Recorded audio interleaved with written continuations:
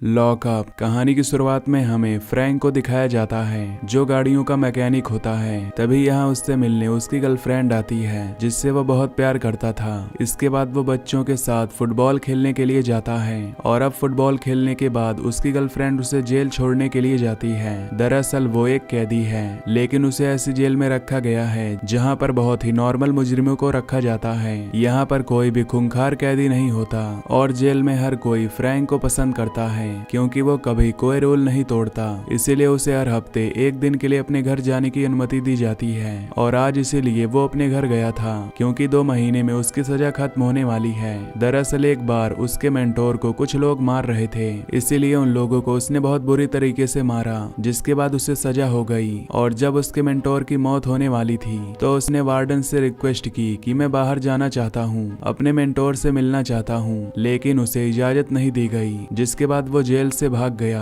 और अपने मेंटोर की मौत के बाद उसने अपने आप को पुलिस के हवाले कर दिया। लेकिन जिस जेल से वो भागा था वहाँ की सिक्योरिटी बहुत टाइट थी और आज तक कोई उस जेल से नहीं भागा था, इसलिए जेल से भागने के बाद उसका बहुत नाम हो गया। लेकिन जेल से भागने की वजह से उसकी सजा को 5 साल बढ़ा दिया गया और अब उसकी सजा खत्म होने वाली है। अब एक रात को जब वो अपनी सेल में होता है तभी वहाँ पर कुछ लोग आते हैं जो कि दूसरी जेल के सिक्योरिटी होते हैं और जबरदस्ती फ्रैंक को उठाकर अपने साथ यहाँ से एक दूसरी जेल में ले जाते हैं। हालांकि फ्रैंक उनसे कहता भी है कि मुझे यहाँ से ट्रांसफर के बारे में कुछ नहीं बताया गया। वो कहते हैं कि हमारे काम करने का यही तरीका है। और अब जिस जेल में उसे लाया गया है यहाँ पर बहुत ही खूंखार कैदी रहते हैं। यहाँ का वार्डन वो ही वार्डन होता है जिसकी जेल से पहले फ्रैंक भागा था। दरअसल फ्रैंक के भागने के बाद वार्डन की बहुत बदनामी हुई थी और इसीलिए उसने फ्रैंक का ट्रांसफर अपनी जेल में करवाया था क्योंकि वो फ्रैंक से बदला लेना चाहता था। अब यहाँ का कैप्टन फ्रैंक को यहाँ के रूल्स के बारे में बताता है और कहता है कि अगर तुमने किसी भी रूल को तोड़ा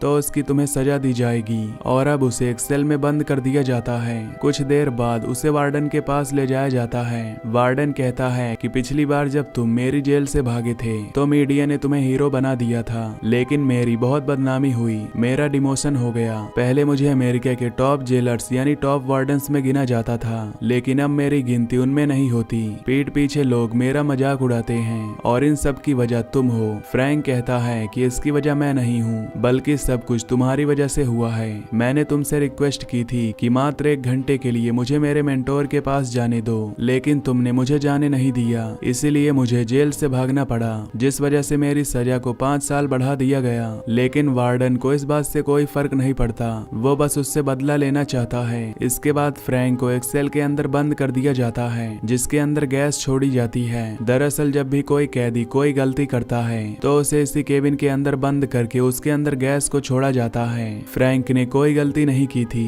लेकिन फिर भी उसे सजा दी जा रही थी। उसे केबिन के अंदर बंद करके गैस को छोड़ा जाता है जिससे उसे सांस लेने में बहुत तकलीफ होती है। वहाँ पर गार्ड जो गैस कंट्रोल कर रहा था उसे समझ में आ जाता है कि अब गैस को बंद कर देना चाहिए, लेकिन वार्डन उसे ऐसा करने से मना करता है। अंदर फ्रैंक तड़प रहा होता है और जब उसकी मौत होने वाली होती है तभी उस गैस को बंद कर दिया जाता है। इससे फ्रैंक को बहुत तकलीफ होती है। जेल में चिंक नाम का एक कैदी भी होता है जिससे हर कोई डरता है क्योंकि वो वार्डन का खास आदमी था। चिंक को वार्डन ने कहा होता है कि उसे फ्रैंक को सबक सिखाना है और जब फ्रैंक बाहर आता है तो चिंक अपने साथियों के साथ उसके सामने आ जाता है। उसके हाथ में आइस पिक होता है जिससे किसी भी इंसान को मारा जा सकता है। पर इससे पहले कि वो फ्रैंक के ऊपर हमला करता यहाँ पर सिक्योरिटी ऑफिसर आ जाता है जिससे पता चल जाता है कि चिंक के पास आइस पिक है जिससे कि वो फ्रैंक के ऊपर हमला करने वाला है। लेकिन चारों तरफ चिंक के लोग होते हैं जिनकी मदद से वो आइस पिक को छुपा देता है।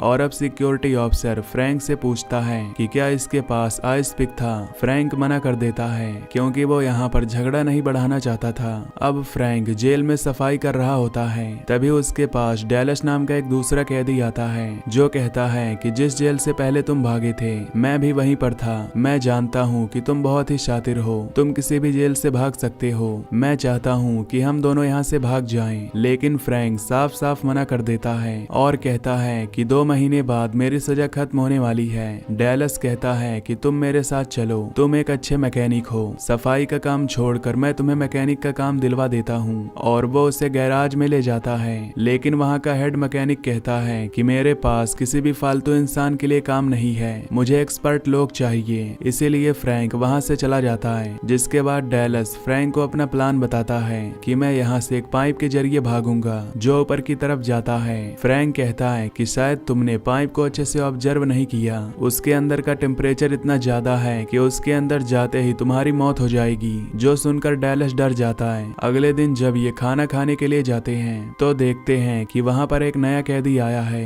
जिसका नाम बीना था। उसे सब परेशान कर रहे होते हैं। फ्रैंक उसकी मदद करता है और अब फ्रैंक भी उसी के साथ बैठ जाता है जहाँ पर डेलस भी था।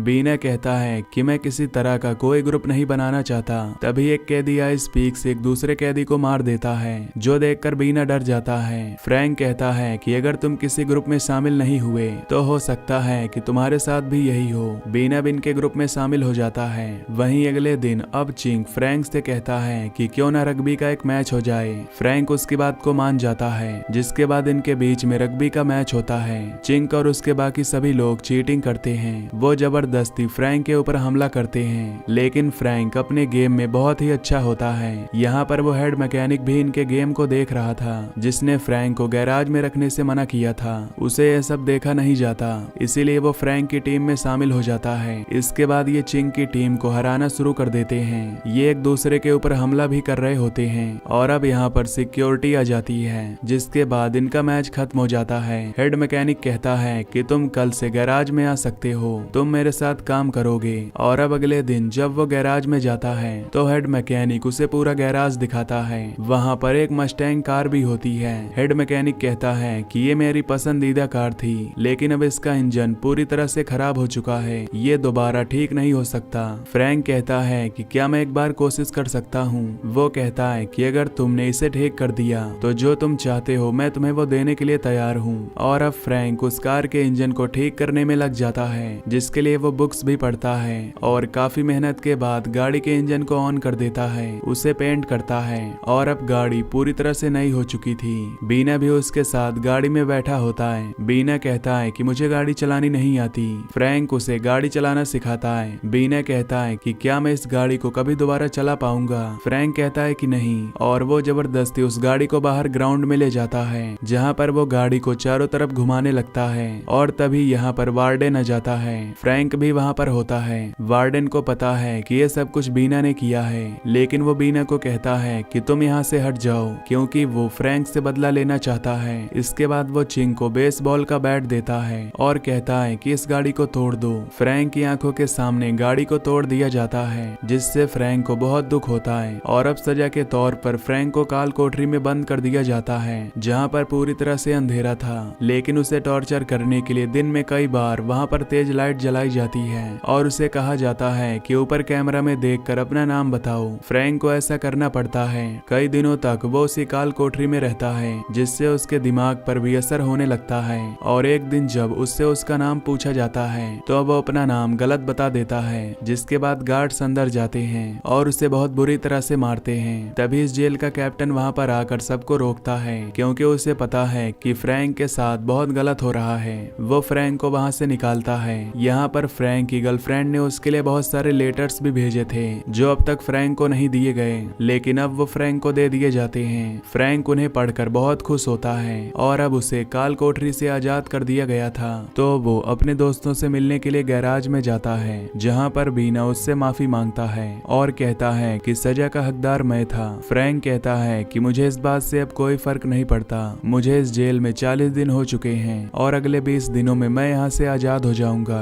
बस मुझे उसी दिन का इंतजार है। अगले दिन जब फ्रैंक खाना खा रहा होता है तभी वहाँ पर चिंग आता है, जो उसकी खाने की प्लेट उठाकर वहाँ से चला जाता है, लेकिन फ्रैंक उसे कुछ नहीं कहता। जिसके बाद फ्रैंक के साथी आते हैं और उसे अपनी प्लेट से खाना खिलाते हैं। वार्डन को जब ये बात पता चलती है कि फ्रैंक ने चिंग से किसी तरह की कोई लड़ाई नहीं की तो उसे बहुत गुस्सा आता है और अब वो चिंग से कहता है कि तुम्हें कुछ ऐसा करना होगा जिससे फ्रैंक की सजा बढ़ जाए। इसीलिए चिंग अपने साथियों के साथ मिलकर फ्रैंक के साथी बीना को जिम रूम में बुलाता है, जहाँ पर उसे बहुत बुरी तरह से मारा जाता है। जिसके बाद चिंग उसके ऊपर बेंच प्रेस का बहुत भारी वेट गिरा देता है, जिससे उसकी मौत हो जाती है। और जब फ्रैंक को ये बात पता चलती है तो उसे बहुत गुस्सा आता है। उसे पता है कि ये सब उसकी वजह से हुआ है, क्योंकि वार्डन चाहता है कि वो चिंग के साथ लड़े और अब वो चिंग के और उसके साथियों से से लड़ने के लिए बाहर जाता है, जहाँ पर वो सबको बहुत बुरी तरह से मारता है। चिंग को मारते मारते वो एक बेंच के ऊपर लिटा देता है और अब जिस तरह से उसने बीना को मारा था,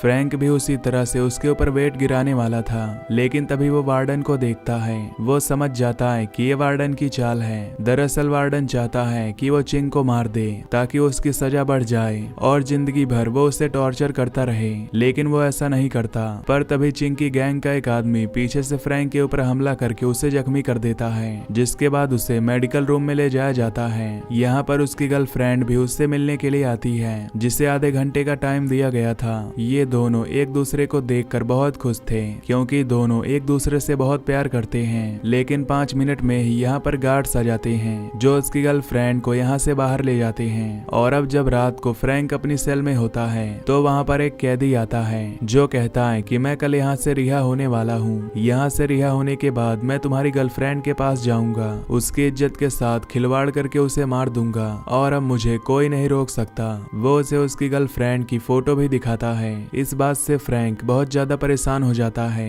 वो वहाँ के गार्ड से कहता है कि मुझे एक फोन करना है, लेकिन वो उसे फोन करने की इजाजत नहीं देते। और तभी डैलस उसके पास आता है और वो डैलस से कहता है कि मुझे यहाँ से भागना होगा। डैलस कहता है कि कुछ ही दिनों में तुम्हारी सजा खत्म होने वाली है। वो बताता है कि अगर मैं यहाँ से नहीं निकला तो वो मेरी गर्लफ्रेंड को मार देगा। और अब डैलस के साथ मिलकर वो जेल से भागने की तैयारी करता है। ये सबसे पहले ड्यूटी वाले गार्ड को बेहोश कर देते हैं और अब दीवार फांद कर दूसरी तरफ चले जाते हैं, जहाँ पर एक जगह से इन्हें राइट जाना होता है। फ्रैंक कहता है कि यहाँ से राइट चलो, पर डैलस कहता है कि हमें यहाँ से लेफ्ट जाना है, मुझे यहाँ से जाने का रास्ता पता है। फ्रैंक उसकी बातों पर विश्वास करके उसके साथ लेफ्ट चला जाता है। और जब ये आगे बढ़ते हैं तो वहाँ पर वार्डन अपने बहुत सारे गार्ड्स के साथ खड़ा होता है और अब फ्रैंक को पकड़ लिया जाता है। वो समझ जाता है कि उसके दोस्त डैलस ने उसे धोखा दिया है। वो पूछता है कि तुमने ऐसा क्यों किया, तो डैलस बताता है कि तुम आज नहीं तो कल जेल से छूट ही जाओगे, लेकिन मुझे उम्र कैद की सजा दी गई है। वार्डन ने मुझसे वादा किया था कि अगर मैं तुम्हें अपने जाल में फंसा दूं तो वो मुझे यहाँ से भागने का मौका देंगे, इसीलिए वो बहुत खुश होता है। वो फ्रैंक से कहता है कि पिछली बार भागने पर तुम्हारी सजा 5 साल बढ़ाई गई थी और अब तुमने दूसरी बार कोशिश की है, तो इस बार तुम्हारी सजा को 10 साल बढ़ाया जाएगा और अगले 10 सालों में मैं तुम्हारी जिंदगी खराब कर दूंगा। यहाँ पर डैलस वार्डन से कहता है कि मुझे यहाँ से जाने दो, जो तुमने कहा था मैंने वो कर दिया। वार्डन कहता है कि मेरी जेल से कोई नहीं भाग सकता। तभी वो अपने गार्ड्स को इशारा करता है, जिसके बाद वो डैलस को बहुत बुरी तरह से मारकर पानी में फेंक देते हैं। इसके बाद वार्डन यहाँ से जाने से पहले अपने गार्ड से कहता है कि फ्रैंक को बहुत बुरी तरह से मारो और उसे सेल के अंदर बंद कर दो। ये कहकर वो वहाँ से चला जाता है और जब गार्ड्स फ्रैंक के ऊपर हमला करते हैं तो फ्रैंक भी उनके ऊपर हमला करता है और वो एक एक करके गार्ड्स को बहुत बुरी तरह से मारता है। वो एक गार्ड को पानी के अंदर फेंक देता है और जब वो यहाँ से जा रहा होता है तभी डैलस उससे कहता है कि तुम मेरी मजबूरी को समझ सकते थे, क्या तुम मुझे अपने साथ ले जाओगे। फ्रैंक कहता है कि हाँ, दरअसल फ्रैंक ने उसे माफ कर दिया था। फ्रैंक अपना हाथ बढ़ाता है, तभी वो गार्ड जो पानी के अंदर होता है वो फ्रैंक का गला जंजीर से दबाने लगता है, पर तभी डैलस वहाँ से इलेक्ट्रिक वायर निकाल देता है और कहता है कि अगर तुमने फ्रैंक को नहीं छोड़ा तो मैं इस करंट को पानी में छोड़ दूंगा, जिससे मेरे साथ तुम भी मारे जाओगे। उसे मजबूरी में फ्रैंक को छोड़ना पड़ता है। फ्रैंक अब यहाँ से निकल जाता है। सबको पता चल जाता है कि फ्रैंक जेल से भाग रहा है। हर कोई उसे ढूंढ रहा होता है, लेकिन फ्रैंक का किसी को कुछ पता नहीं चलता। वार्डन इस बात पर बहुत गुस्सा हो जाता है कि फ्रैंक एक बार फिर कैसे उसके हाथ से निकल गया। वो कहता है कि फ्रैंक मुझे जिंदा चाहिए और तभी फ्रैंक वहाँ पर पीछे से आकर उस पर चाकू तान देता है और उसे कहता है कि तुम्हें क्या लगा था कि मैं यहाँ से भाग जाऊंगा और जिंदगी भर पुलिस से भागता रहूंगा। मैं ऐसा नहीं कर सकता था।